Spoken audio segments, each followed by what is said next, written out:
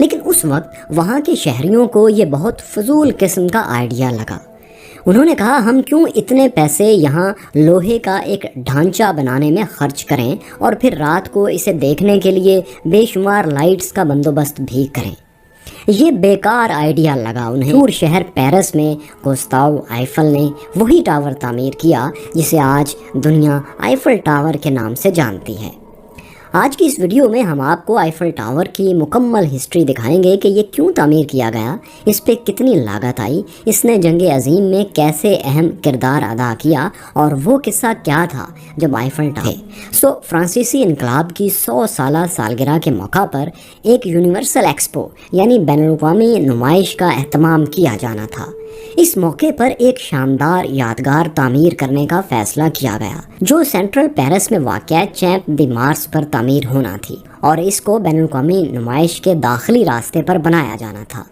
اس مقصد کے لیے فرانس میں ایک کمپٹیشن رکھا گیا، ایک مقابلہ منعقد کیا گیا جس میں 100 سے زائد فنکاروں نے مونومنٹس بنانے کے لیے اپنے اپنے آئیڈیاز پیش کیے۔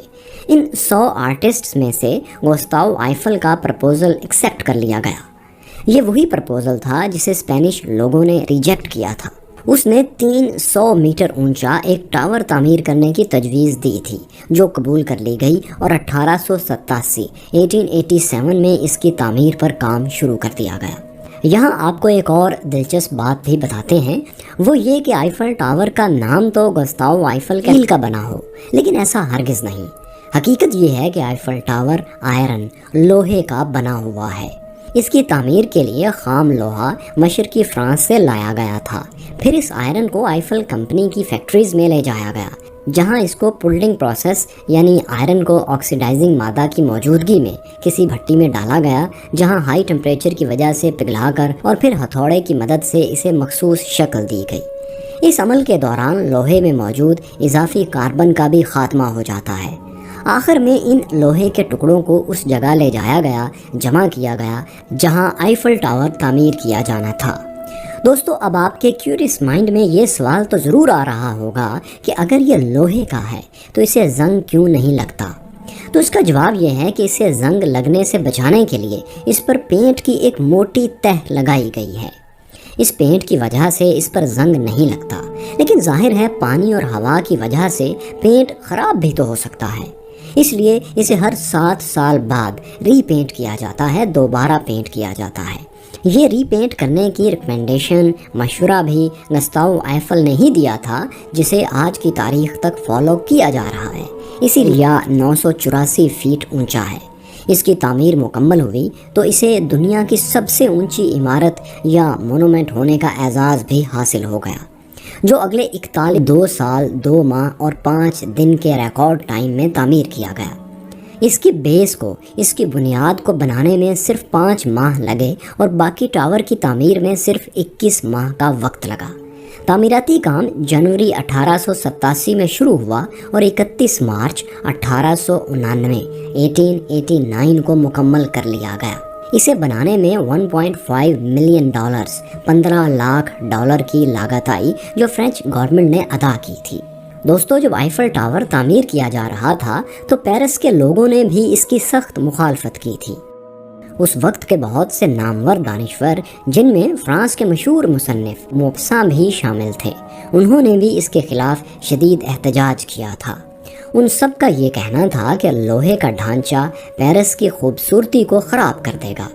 اس مخالفت کی وجہ سے گوستاو آئیفل کو صرف 20 سال کا پرمٹ یعنی اجازت نامہ دیا گیا تھا، جس کا مطلب یہ تھا کہ یہ ٹاور یہاں تعمیر کے بعد صرف 20 سال تک قائم رہ سکتا ہے۔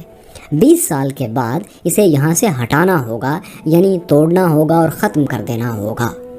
لیکن ایسا ہوا نہیں، کیونکہ وائرلیس کمیونیکیشن کے لیے ٹاور کے اوپر اینٹیناز لگا دیے گئے تھے اور یوں ان سے ریڈیو ٹرانسمیشن کا بھی کام لیا جانے لگا تھا۔ دوستو، آئیفل ٹاور آج بھی پوری دنیا میں ریڈیو اور ٹی وی براڈ کاسٹ کے لیے استعمال ہوتا ہے، اور اب تو آپ جانتے ہیں کہ آئیفل ٹاور فرانس کا ایک آئیکن، سب سے مشہور لینڈ مارک بن چکا ہے۔ اسے عمارت سازی کی تاریخ میں ایک عظیم شاہکار بھی سمجھا جاتا ہے۔ آئیفل ٹاور کو فرانسیسی آئرن لیڈی بھی کہا جاتا ہے، یہ دنیا کا موسٹ وزٹڈ مونومنٹ ہے جسے پیسے دے کر لوگ دیکھنے کے لیے آتے ہیں۔ ہر سال تقریباً 70 لاکھ لوگ یہاں آتے ہیں، جن میں سے رول پلے کیا، بلکہ یوں سمجھ لیں کہ اس نے پیرس کو ایک مرتبہ تباہی سے بچا لیا تھا۔ ورلڈ وار 1 میں اس ٹاور کا استعمال فرانسیسی فوج کو اہم احکامات بھیجنے کے لیے کیا گیا، جبکہ اس پر لگے ٹرانسمیٹرز نے جرمن کمیونیکیشن کو کامیابی سے جیم کر دیا تھا۔ دوسری جنگ عظیم کے دوران بھی آئیفل ٹاور نے ایک اسٹریٹجک رول پلے کیا۔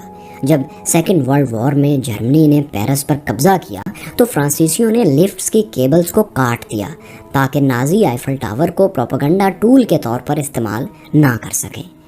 مائکیورس فیلوز دوسری جنگ عظیم کے دوران ہی ہٹلر نے اس ٹاور کو گرانے کا حکم بھی جاری کر دیا تھا، لیکن جس جرمن جنرل کو یہ حکم دیا گیا وہ اس سے پہلے ہی ذاتی طور پر بھیج دیے، اور سب سے بڑھ کر یہ کہ خود کو گورنمنٹ کا نمائندہ دکھانے کے لیے اس نے اپنا ایک جعلی فیک ID کارڈ بھی بنوایا۔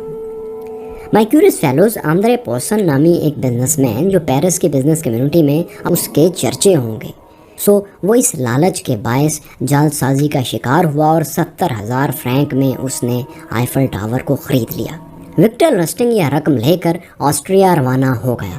اب لسٹنگ کو، جو کہ آسٹریا میں تھا، لگ رہا تھا